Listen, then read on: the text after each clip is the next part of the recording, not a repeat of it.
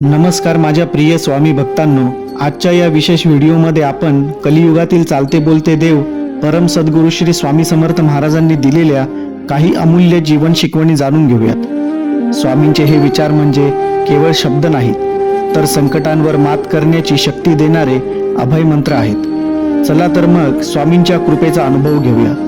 1. श्रद्धा आणि विश्वास। स्वामींच्या विचारांचा पाया म्हणजे श्रद्धा आणि विश्वास। त्यांचा सर्वात प्रसिद्ध मंत्र भिवू नकोस मी तुझ्या पाठीशी आहे।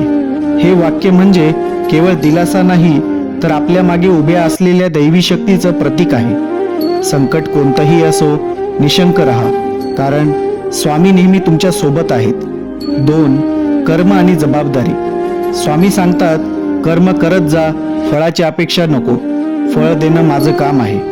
आपलं कर्तव्य म्हणजे प्रामाणिकपणे आणि निस्वार्थ भावाने काम करत राहणं। जेव्हा आपण मनापासून प्रयत्न करतो तेव्हा स्वामी त्या प्रयत्नांना योग्य फळ देतात।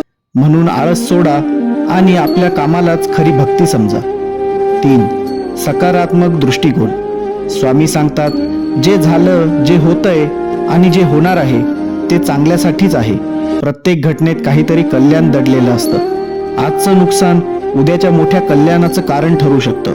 म्हणून प्रत्येक परिस्थितीकडे सकारात्मकतेने पहा। 4.